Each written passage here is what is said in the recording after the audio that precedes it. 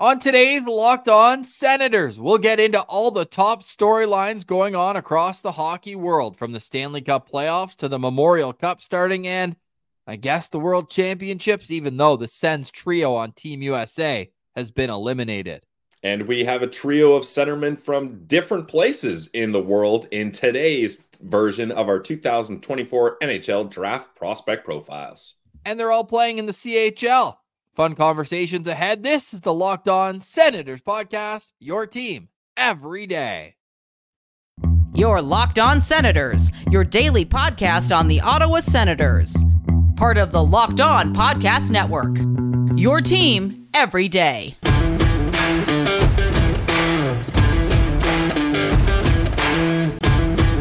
I'm Jake Sanderson, and you're listening to Locked On Senators podcast.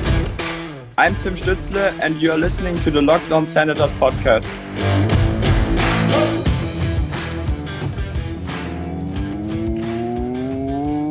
Welcome inside episode 1053 of the Locked On Senators podcast. I'm Ross Levitan on the outskirts of enemy territory in Winnipeg, Manitoba, alongside Brandon Piller up in the Blue Mountains. Today's episode is brought to you by FanDuel.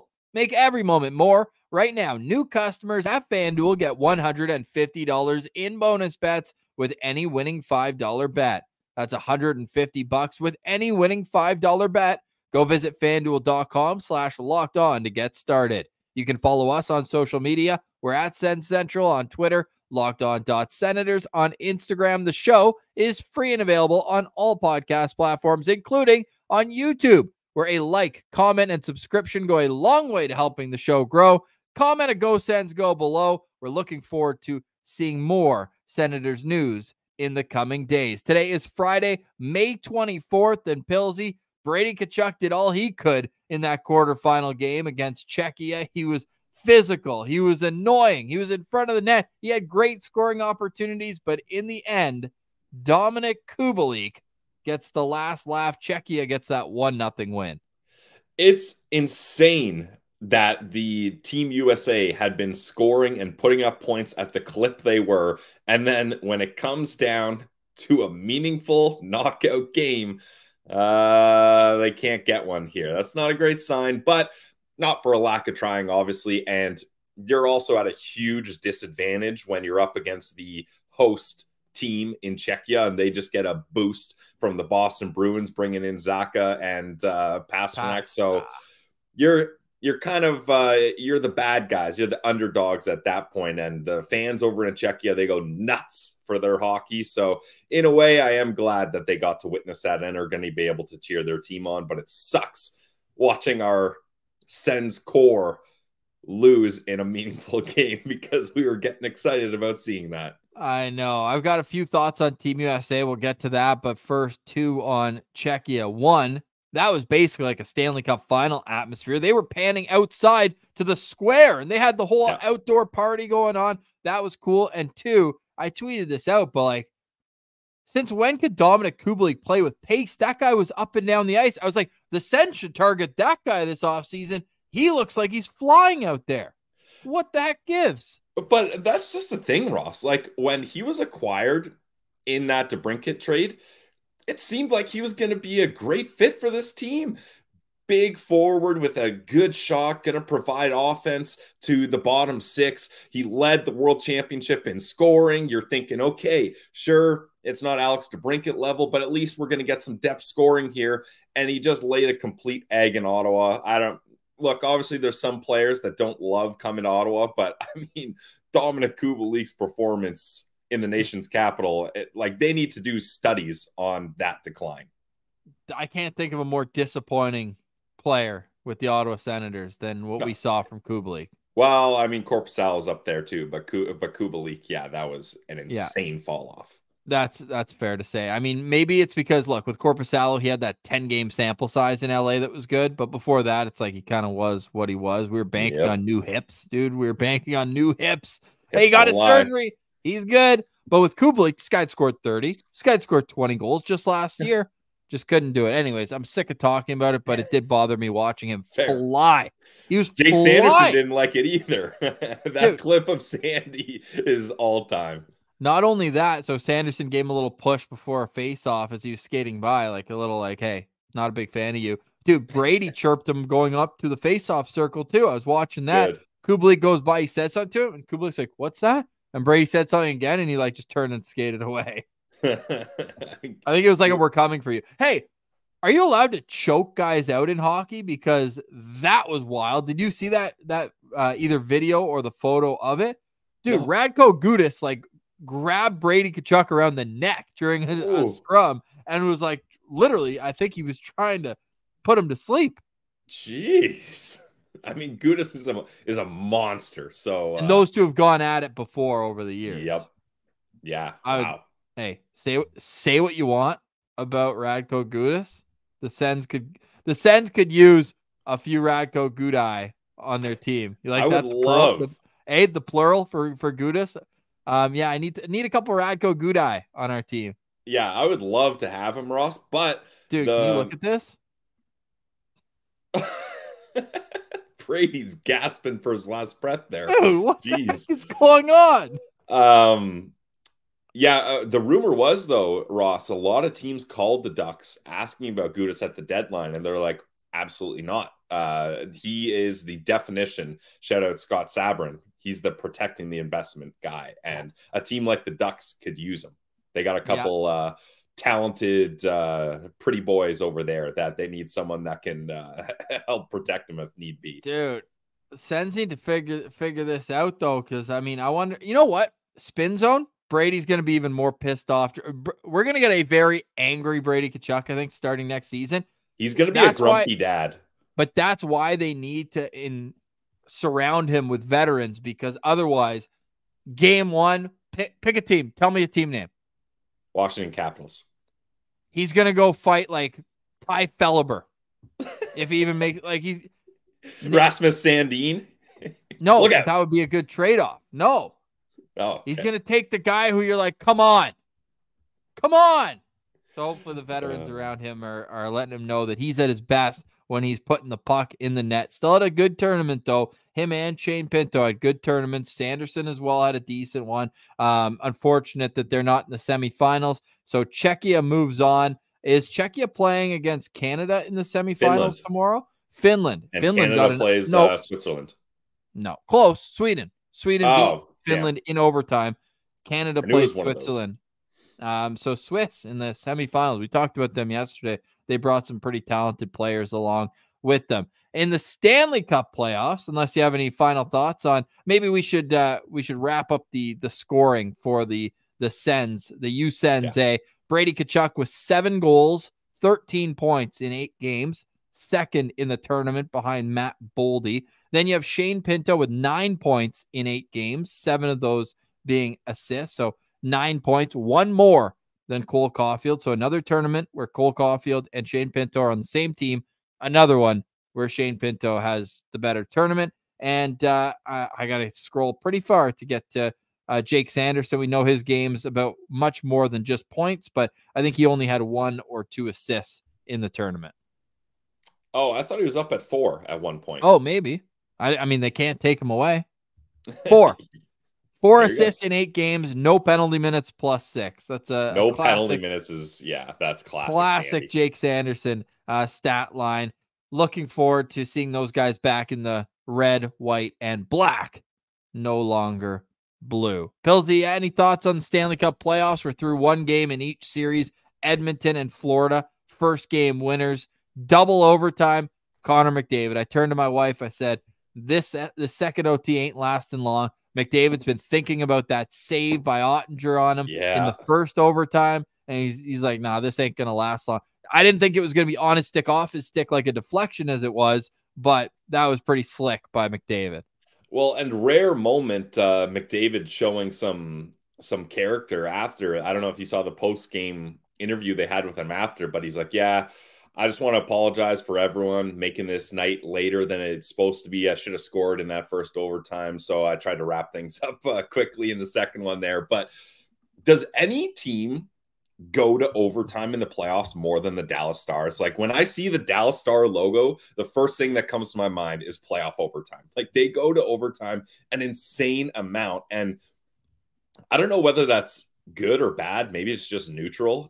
But it's hilarious that this team that has arguably the toughest travel in the league, and you're going Dallas to Edmonton, or was it in Dallas? That I think it was in Dallas game one. In Dallas, yeah. But just their travel is so bad. They play more hockey than anyone. They make the playoffs every year. They play overtime. Like, it's crazy, but they weren't able to get it done here, and they're down 1-0 here. Chris Tanev is like my favorite player. He's not going to leave Dallas now. I just know it, but he is the perfect player. I don't know. He's going to command a lot of money in UFA. It'll be interesting to see if Dallas can keep him. Yeah, it's going to be very interesting. So we're going to continue to follow along with the hashtag Sens Abroad and the Eastern Conference Final that continues tonight in New York City. But on the other side, we do want to get to our 2024 draft rankings, which includes 3 CHL players. And Pilsy, the Memorial Cup starts tonight. The Memorial Cup has one Sens prospect. Feel the excitement. Jorian Donovan and the host Saginaw Spirit will be in action tonight, kicking off the tournament. So looking forward to following along. Jorian Donovan, the last Sens prospect standing at this year's Memorial Cup. So we'll touch base on that next week after a few games have been played. The final is set for June 2nd, and then the scouting combine in Buffalo is right after that. So draft season is upon us. Draft Profiles up next. You're listening to Locked On Senators, your team every day. Today's episode is brought to you by our friends over at Indeed. Guys, I checked. There is no I in team, but there is one in Indeed, and that's the hiring platform you need to build your team. When you're hiring, you need Indeed. Indeed is the hiring platform where you can attract, interview, and hire all in one easy place. Don't spend hours on multiple job sites searching for candidates with the right skills. Why would you do that when you could do it all with Indeed? Candidates you invite to apply are 3 times more likely to apply to your job than candidates who only see it in the search. Sit back, relax, let Indeed do the hard work for you. They will show you candidates whose resumes on Indeed fit your description immediately after you post. Even better, Indeed is the only job site where you only pay for applications that meet your must-have job requirements. Join more than 3 million businesses worldwide that use Indeed to hire great talent fast. Start hiring now with a $75 sponsored job credit to upgrade your post at Indeed.com/lockedon. Claim your $75 credit now at Indeed.com/lockedon. Terms and conditions apply. Need to hire? You need Indeed. Today's episode is also brought to you by the GLEBE Central Pub. It's the neighborhood pub right in the heart of the Glebe at 779 Bank Street. When you head there, let them know that Ross and Pilsy from Locked On Sens sent you. They're the greatest people in the world. They've got the best food, the greatest drinks, and the events to match. This upcoming Sunday, we've got the darts tournament. We've been talking about it for a long time. Go check it out. There's cash prizes, double elimination format. There's an entry fee, of course. 2:00 on Sunday is the double elimination darts tournament at the GCP. Tomorrow night at the Glebe Central Pub, Allaire and Dunn. Every Saturday night, live music at the Glebe Central Pub. Great vibes, great people. It's always a great atmosphere. For more on when the events happen at the Glebe Central Pub, go check them out, GlebeCentralPub.com, or on their social media, Glebe Central Pub. Go there for the wings. I love it. Mondays, how about that? 75 cents per wing, minimum 10 per order, and you are cooking with fire at the Glebe Central Pub, right in the heart of the Glebe, 779 Bank Street. The vibes are free at the GCP.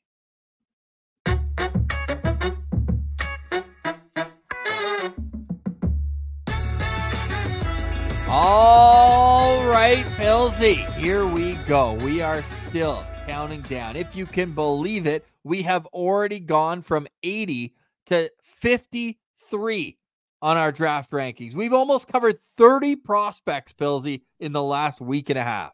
Yeah, we're flying through this list here, and the draft can't come soon enough. Obviously, I'm stoked about the playoffs, but we got our hotel. We got our flights. We got our tickets to the draft. We got lots of tickets to the draft. And yeah, we got draft tickets. And we are ready to be all wheels up to Las Vegas for June 28th and 29th. Going to be an absolute blast. Coming in at number 53 on the 2024 Locked On Senators NHL Draft Rankings from the Ontario Hockey League, it's centerman Luka Misa. And if there's one thing I can say about Luka Misa, is that his progression is ascending rapidly. Yeah, and he's one of those rare players, Ross, you don't often see when we're doing draft profiles. Players that have 3 years in the OHL, let alone 3 full seasons in the OHL. In his first rookie year in 62 games, 26 points. Then next year, 64 games, 43 points. So double up his points there. And then last season in 66 games, he had 26 goals. So doubles his goal total from the year before, 55 assists, which happened to be a Mississauga Steelheads record, franchise record for assists, and 81 points. And important to note too, Ross, in all 3 of his seasons in the OHL, he was in the playoffs all season, every single year. So this kid's put some miles on those skates so far in his early career. He's undersized. He's 5'10", 170 pounds. An early birthday, as Pilsy alluded to, being able to play those 3 years. He's a November birthday. The calendar flips mid-September. And he's a bit of a hit and miss in the rankings as well. Only 4 of our 7 entities had him in their rankings. The average is 49.5. Scott Wheeler's the highest on him at 40. Elite Prospects at 41. McKean's at 50. And Bob McKenzie down at 67. So Craig Button didn't rank him. Chris Peters didn't rank him. Corey Pronman. They just did not rank this player. And I think, not to start negative, and I want to talk about his strengths, of which there are many, but I think the one thing you can say about Luka Misa, he produces. Okay? Now that we have that aside, will it translate? And that's the question I think a lot of scouts are asking them, where it's like, okay, is he going to be an elite AHL player? Or is he going to be able to translate this skill? Because he's not going to play, I don't think, in a 4th-line role at the NHL level. He just doesn't have the size, the forechecking that you would want. The other guys we're going to talk about today could probably have that B or C game where they end up in a checking role. And you know what? Maybe you took them a little higher, but they're going to be NHLers. Where I think if Luka Misa hits in the NHL, 40-plus points, and if he doesn't, he might never play a game. Yeah, I mean, it's interesting, Ross. You pose the question, will he be able to kind of bring that skill to the next level? And I'll tell you a reason why I think he might be able to do that. Scott Wheeler has mentioned that Misa is one of the better skaters in this entire draft. Now, we've already covered a couple undersized players. Thomas Galvis was one of them. And the discussion is, okay, you're smaller than everyone. Hockey's a physical game. How are you going to overcome that? And the way Misa has found a way to overcome that is through being an excellent skater. This guy plays with pace. He's fast out there. That's why he's able to rack up all these points and get those assists, because defensemen are having a tough time just keeping up with them, and he's creating open space for his teammates, and then he's able to hit them with nice passes. He led the Mississauga Steelheads in points, so he's a huge part of their success, and he's a creative playmaker with a pass-first mentality. Now, that's pass-first mentality is both a good and a bad thing. Wheeler was saying in his write-up of him that sometimes he just wishes that Misa would rip that puck himself instead of looking for that extra pass or trying to do a spinorama and hit a guy backdoor and just all these crazy things, right? Which in junior, if you have the ability and the vision for it, sure, you can beat a couple high schoolers that are just entering the OHL and maybe you're mismatched with defenders on a shift or two. That'll happen. But moving up in competition levels, you're not going to be able to get those same breaks and those risky, creative playmaking plays that he loves to do. They're not going to translate as often as they have been. We like to look at different rankings, and we also like to look at different progressions within the season. And at the midterm, the NHL Central Scouting had him as the 45th highest ranked North American skater. Where do you think he finished the year? 55th? 76th. Oh, okay. So that raises an eyebrow to me. Why is he dropping so far in the rankings? You can't say, oh, just a few guys jumped him. No, that is a substantial drop. So I'm curious. I would be a little nervous. Now, in the 4th round, Ottawa's got those 3 picks. I would be okay with one of those 3. I don't think he's making it that far. So, not my guy then. Not my guy. Pilsy, how many stars? And that's fair, Ross. Look, one thing that I think needs to be valued a lot with prospects is speed and pace. And Misa has both of those. He plays a fast game. He's able to win loose puck battles because he's beaten out guys in races, and he back checks, forechecks with speed, and he keeps the game going. So if he has the right line mates, I think he can have success. I don't know where he's going to get selected. I think it's going to be sometime in the 2nd round, though, Ross. I do think that scouts are going to see his talent, and they're going to bank on that, especially the speed. I like his potential, but don't think he makes sense for the Sens. That's why I'm going to give him a 3.5 stars. 3.5 stars for Luka Misa, who comes in at number 53 on our 2024 NHL Draft rankings. For more prospect profiles, go check out Locked On Senators on YouTube. All right, on the other side, 2 more big forward prospects. I think Sens fans are going to be excited to hear about the possibility of one of these 2, or maybe both, joining the organization. More LOSP on the other side. This is Locked On Senators, your team every day. Today's episode is brought to you by our friends over at FanDuel. You guys already know that FanDuel is the official online sportsbook of the Locked On Podcast Network, and for a good reason. They're North America's #1 sportsbook. Hockey, as everyone listening to this podcast knows, is already in the conference finals. NBA, they're kicking off the conference finals as well. MLB baseball is in full swing. So you have tons of great sports to get in on the action with. And why would you do it anywhere other than the best spot? Right now, new customers can get $150 in bonus bets guaranteed. That's $150 win or lose. You can bet on everything from slap shots to home runs to slam dunks, all on an app that is safe, secure, and easy to use. You guys know I'm always talking about trying to make sure you've got a diverse portfolio when it comes to your NHL or any bets. And that's why you got to take a look at some of the series winners, Ross. I'm still convinced that the Dallas Stars can get it done. I'm still convinced that the New York Rangers can get it done. So I've been looking at parlaying both of those teams to win their series, even though they're down by 1. And that gives you a nice boost to the odds here. So there's a Pillsy parlay for people if you're out there looking for a parlay, or cook up your own parlay, same game parlays, bet over unders, player props, whatever you like. You can find it on FanDuel. So what are you waiting for? Visit FanDuel.com/locked on and make your first bet an automatic win. FanDuel, America's #1 sportsbook.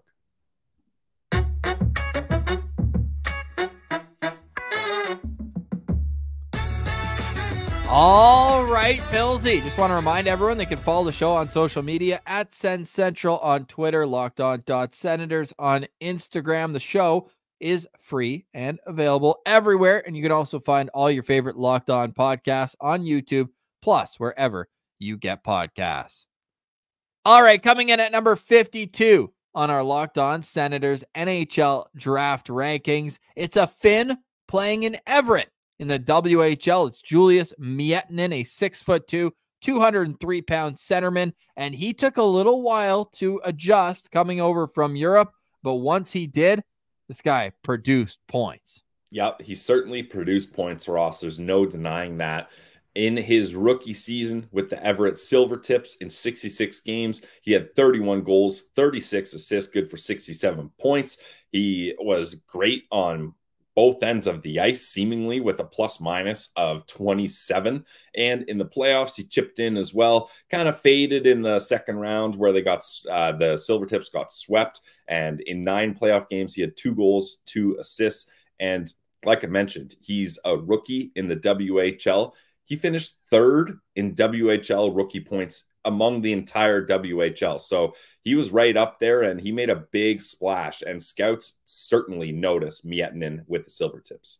And it must have been a nice transition for him, too. He had been playing up a couple years at times. Like, you even go back to when he was 16 playing in U20 for a couple games and playing a handful of games in the U18. So he was always playing up levels. And now to finally be like in the mix, even still a younger player in the league, but I feel like for him, it must have been a nice kind of feeling to be able to come over. And I feel like his game too, just kind of really meshes well with the smaller ice. Big body, can clog up the neutral zone. I do think he does a good job defensively as well, which is something that scouts will love. Maybe not as much as Craig Button though, because our scouts range on this guy is incroyable. There's no other way of saying it. 19 for Craig Button and 91 for McKean. So Pillsy, I'm going to go out on a limb.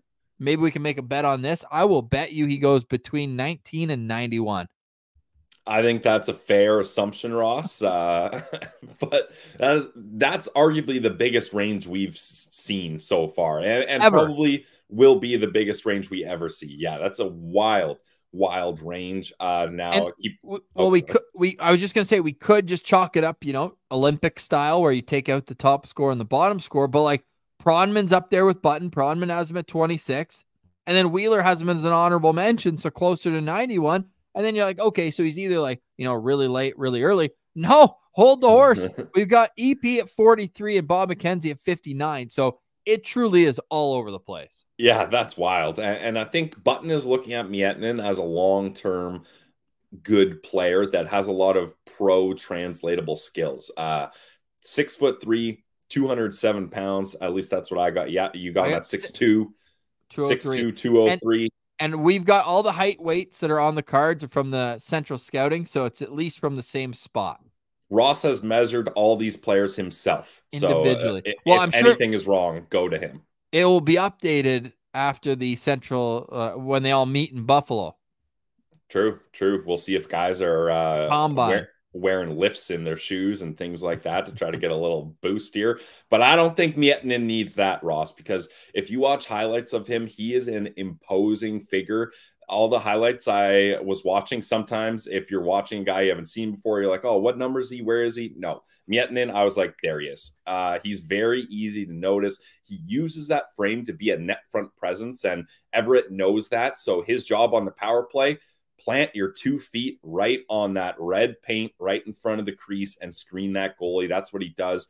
And the thing I liked about Miettinen, Ross, is he's got good hands in tight too. So let's say the puck hits him or the goalie saves it and he gets a rebound. He's able to have really nice moves in tight, and he's able to finish that play off. There was one play, highlight of the night play for the WHL, where he did the between the legs. The move Brady has been trying so hard to finish. Miettinen did it. I'll be in the WHL, big difference than doing it in the NHL.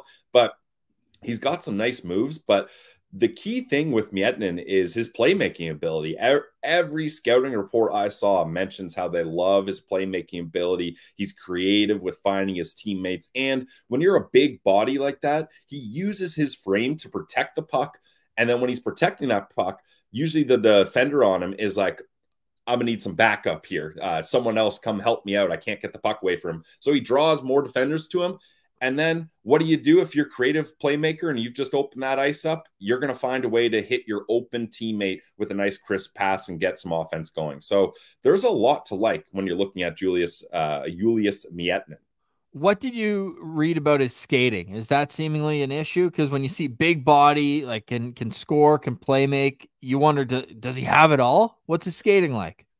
I didn't really see too much on whether his skating was good or bad, Ross. I think... Me neither. I was just wondering. Yeah. Yeah, I think from what I saw, a lot of people say, and this is a classic term, is he skates well for his size, which I don't know if that means he's a good skater or they're just like, this guy's a monster and he's not clunking around out there. So I don't really know.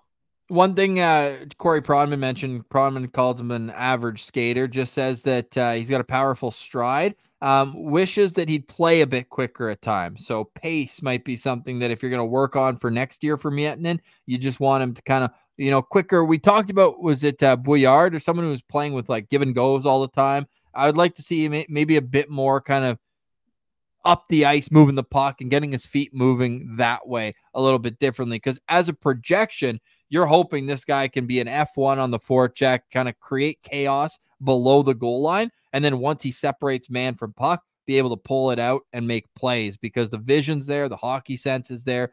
Everything you want in a prospect, it's seemingly there. So for me, he's one of the higher ranked players that we've done, the top forward for me so far, including the next one who's one spot ahead, obviously, on our rankings. But I'm pretty high on Miettinen. Now, I wouldn't be advocating for him at 39, but if the Senators saw something in him and decided to take him there, I could probably talk myself into that. But where do you have him on your Sens stars? So I don't think this is a Sens type player. I feel like they don't typically go for these guys, although a Finnish guy in the WHL, that's an interesting little twist there. The one thing, though, a knock I have on him, Ross, is he doesn't have a great shot. I put in my notes, you're probably not going to see him ripping it from the circle with success. He's got to get in tight or find his teammates that have a good shot. He did start playing center, never mind. I think did he stay at center or wing? I'm kind of confused. No, he stayed at center. You're thinking of Adam Jecho. Okay, yes. Yeah, I'm thinking of, spoiler alert, our next prospect.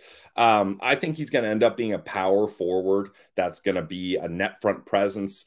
I've got him at 3.5 stars here because, like you, Ross, I see the potential. I see why scouts are bringing him up and rising him in their rankings. But 39, I think, especially with the little research I've done on guys closer to that area, I think there's a little more talent to be had there, and I think it'd be a bit of a reach at 39.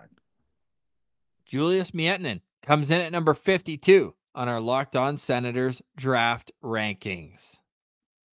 All right, coming in at number 51 on our 2024 NHL draft rankings with an average of 46.7, it's Adam Jecho from the Edmonton Oil Kings, a Czech native who's playing in the WHL. This guy is a monster, standing 6'5", but only 197 pounds. Yeah, Jecho is certainly an interesting prospect to follow, Ross. Like you mentioned, he's from Czechia, and he's now playing in the WHL with the Edmonton Oil Kings. But before that, he spent 2 or 3 seasons with Tappara in Finland. Now, not any time in Liga, playing just 2 games in U20 and then a bunch of games in U18 where he had a lot of success, basically a point per game guy. And then he comes over to the WHL. So it's interesting to see a guy that's getting all these different exposures to different hockey leagues and different countries and different competition levels. But with the Edmonton Oil Kings in his rookie season in the WHL, in 54 games, he had 23 goals, 24 assists, good for 47 points. He finished with 24 PIMs and a -7, and the Oil Kings did not make the playoffs. No, and look, the stats aren't jumping out at me for him either, and I know there's the adjustment period and everything, but to me it seems like you're taking a swing on the potential of just the physical tools for him. This is a player that I'm probably a little bit lower on. He came over as a centerman, and midway through the season, they're like, you know what? Let's put you over there at right wing. Maybe you can be a Blake Wheeler type, because I don't think he's going to run you through the boards either, even though he's got that size. He just feels to me, I hate to say it, Pillsy, a little vanilla as a prospect. Like, there's nothing that really gets me excited on the flavor profile, the skill profile of what we're seeing with Adam Jecho, but I could be wrong. He could pop off for 50 goals next year too. I've been wrong before. Yeah, I think when you say the points don't really pop out to you, Ross, I think one thing to at least consider is he didn't play a full 66 here. So 12 less games than most WHL players here. Like 47 points in 54 games is pretty solid, right? That's almost a point per game pace. It does, like you said, it doesn't pop off for you, but I think if he had 12 more games and he's closer to that 60-point range, you feel a little more comfortable, or at least the eye test quickly pops off a little bit better for you. A lot of scouts soured on Jecho as the season went on, and we were talking before we recorded, Ross, and I kind of mentioned that maybe it's interesting with scouts. There's so many different variables. Maybe the recency bias came in because, like I mentioned, the Oil Kings didn't make the playoffs. So this guy hasn't played a lot recently. Their season was done in March, the 24th of March, or at least his season, I should say, was done in the 24th of March in the WHL. That's his birthday. Oh, damn. Happy birthday. Your season's done. Well, he had 2 assists that game, so not too bad there. But watching highlights of him, I thought this guy's a talented guy. Like, I noticed he's a dual threat. He was doing a great job of setting guys up, hitting them on the tape for passes. And then, like, I saw a bunch of 2-on-1 plays where you're like, okay, what's Jecho going to do here? There's a defenseman in between him. Excuse me. Is he going to force that pass, wait for the defenseman to get out of position and then find his teammate, or is he going to rip it here? And I found instances of him doing both. So I really think he's a good dual threat. The size is, you got to mention it, 6'5", 197 pounds, like you mentioned. But the issue is he doesn't use that size to be a physical presence. And he's one of those big guys that isn't a great skater. So look, if you're going to be a big guy and you can't skate that well, you better be punishing opponents and making that part of your game. Now, he does use his size to protect the puck and to hold on to the puck and kind of shield off defenders that are trying to strip him, which is good. Obviously, you want that. But I think the big swing for Jecho, whether he's going to make it or not, I think the offensive talent is there. I really like both his playmaking and his scoring abilities. But if he doesn't find a way to be physical with that frame, especially in the WHL, like he should be an absolute bully out there. Like, guys should be shivering in their boots when they see him coming by. But he's just not that type of threat, and I think that's really hurting him. I agree with that. And I think what really kind of cools me on Adam Jecho is that he's going to drive coaches nuts in the NHL if he doesn't become more physical, because he's not going to get a top 6 role right away. And they're going to have an expectation of him in the bottom 6 as a guy who's going to go out and use his size and physicality and do that. So if I'm him this summer, I'm working on my physicality. I'm hitting the gym, and I'm also going into next season with a chip on my shoulder. Wherever he goes in the draft, if I'm his agent, I'm going to tell him that he should have gone higher and that teams passed on him. I want a chip on this guy's shoulder next year, and I want him to come out and score 40 goals, score 50 goals at the WHL level. But there's a reason why our scouts are so low on him, considering at one point he was like almost a shoe-in first-round pick when you look at the physical attributes and how he was doing in his Finland career as a U18 player. Now, that said, Corey Pronman is still pretty high on him at 33.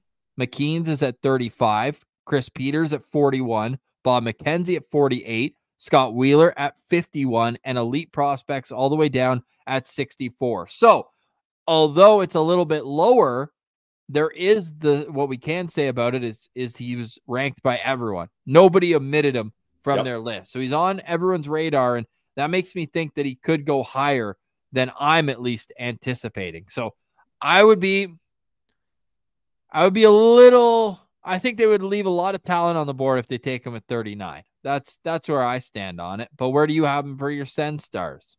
I agree, Ross. And I think we constantly say this. Look at EP at 64. What do you think his biggest issue is? Skating. Exactly. Ross, I know you're sick of talking about this guy, but it's flashing red alerts in my head. Player comparable for Jecho. Go ahead, try to guess who I'm going to say. Dominic Kubalik, a big winger that couldn't care to use his size to be a physical presence, like just no physical game whatsoever. And when he's put in the right position, he's scoring, he's doing what he's got to do. But when he's not in a position to succeed, or a position he thinks he can't succeed in, let me put it that way, for Kubalik's standard, not Jecho, he might fall flat. Bit of a floater. I really think Kubalik is kind of the perfect comparison there.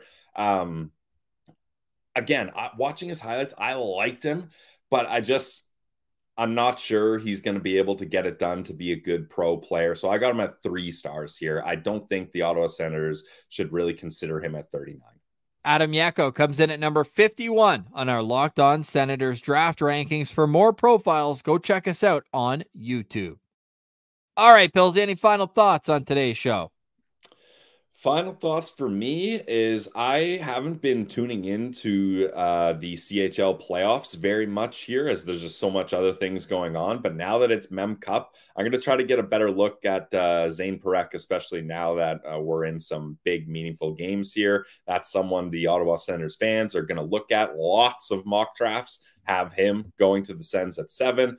And Mem Cup is just fascinating hockey. When you see the clashes of the styles versus, you know, the skilled OHL game, the hard WHL game, and then the talented, offensively driven QMJHL game, it's so interesting to see these teams come together and have the best of the best battle it out. So it's Mem Cup season. I'm fired up. I'm really excited. And Big B73 in the comments, we see you. The streets are telling me the Sens are scouting Parekh more than any other player at the moment. So let's do our part as well and watch him play tonight with Jorian Donovan in the Memorial Cup. For today, though, we say goodbye. For Brandon Piller, I'm Ross Levitan. Thank you so much for listening. Have a great day. This has been another edition of the Locked On Senators podcast. Your team every day.